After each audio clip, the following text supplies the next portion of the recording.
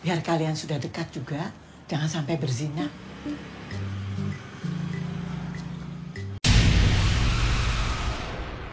Halo semua. Selamat datang dan terima kasih sudah klik video ini. Pada video kali ini kita akan membahas alur cerita film Love for Sale 2. Sequel ini menceritakan kelanjutan kisah Arini, Della Dartian, yang telah meninggalkan Richard di akhir film pertama. Ia pun bertemu dengan seorang lelaki bernama Indra Tauhid alias Ican, Adipati Dolken. Film yang dirilis pada tahun 2019 ini cukup menarik bagi kalian yang penasaran dengan kelanjutan kisah Arini.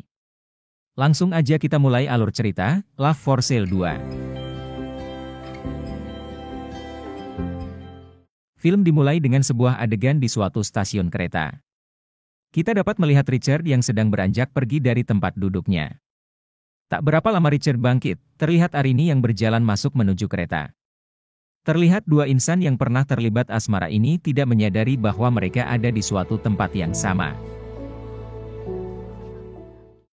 Lalu adegan berpindah pada sebuah acara pernikahan dengan adat Sumatera Barat.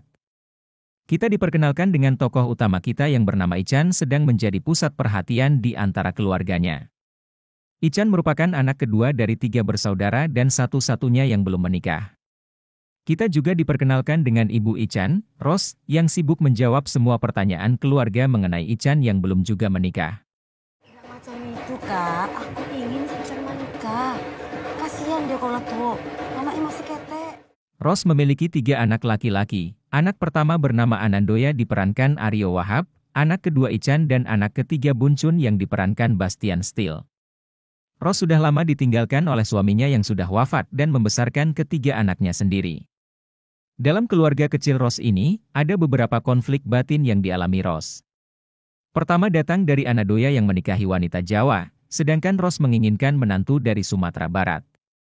Yang kedua tentu saja dari Ican yang belum juga menikah, dan terakhir dari Buncun yang sepertinya belum siap menjadi suami dan dalam proses perceraian. Dari ketidaksukaannya kepada menantu pertamanya, masalah Ican yang selalu single dan perceraian anak ketiganya cukup membuat Ros bersedih hati. Ican sendiri merupakan playboy yang sangat gemar gonta-ganti pasangan.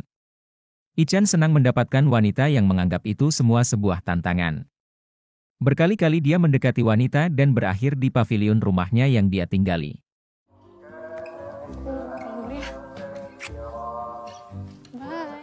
Berkali-kali Ros mencoba mengenalkan dan menjodohkan Ican dengan kenalannya, tetapi selalu ditolak oleh Ican, karena Ican merasa dia masih ingin bebas dan menjalin hubungan dengan banyak wanita. Lalu pada suatu kejadian di mana seorang tetangga dekat mereka meninggal, Ros mengatakan kalau dia tak mau kalau sampai Ican meninggal sendirian tanpa ada seorang pendamping di sisinya. Kamu tidak pernah mau mendengar mamamu. Menurut apa kata mama? Tergerak untuk menenangkan hati Ros yang gundah gulana, Ican menggunakan aplikasi Love Inc untuk mencari wanita yang bisa dijadikan pacar palsunya. Iya, Mas. Kalau bisa, yang smart ya. Baik, siap, Mas. Sama syukur-syukur yang cantik. Dan datanglah Arini ke dalam kehidupan Ros dan keluarganya. Arini mengaku bernama Arini Chaniago dan merupakan mantan pacar Ican dulu di Bandung saat kuliah. Karena urusan pekerjaan, Arini membutuhkan tempat tinggal sementara dan Ros menawarkan pavilion di samping pavilion yang Ican tinggali. Seperti biasa, Arini dapat menampilkan sosok yang sempurna sesuai kebutuhan dan pesanan Ican.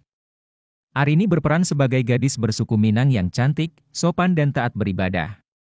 Ros juga sangat menyukai Arini yang memenuhi kriterianya sebagai calon pasangan yang ideal untuk Ican. Hari-hari Ros berubah menjadi menyenangkan sejak kehadiran Arini. Arini memperlakukan Ros dengan sangat baik dan mencurahkan perhatian dan kasih sayang layaknya seorang anak perempuan kepada ibunya.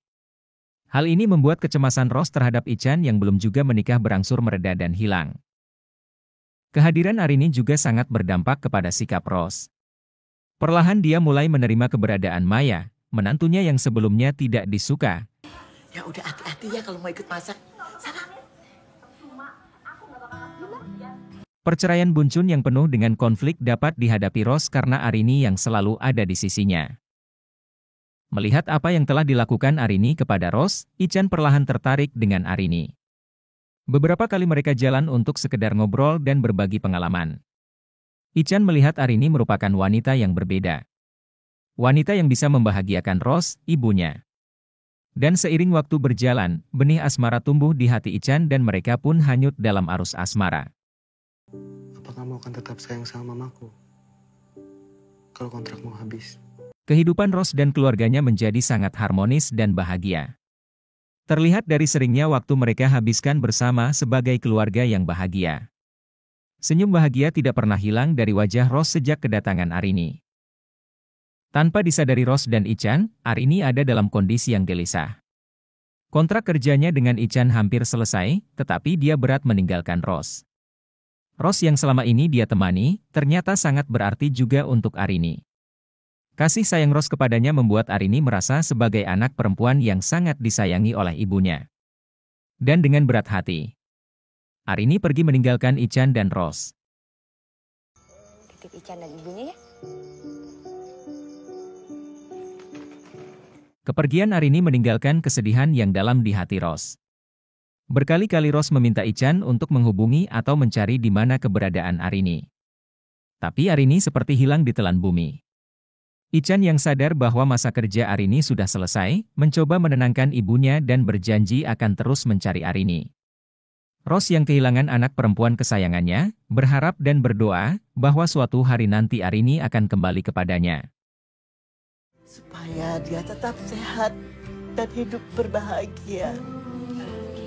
Ketika memang harus selesai, semua itu bukan salah kamu, tetapi karena waktu yang tak mengizinkan. Film diakhiri dengan kedatangan Arini ke rumah Richard dan bertemu dengan karyawan Richard.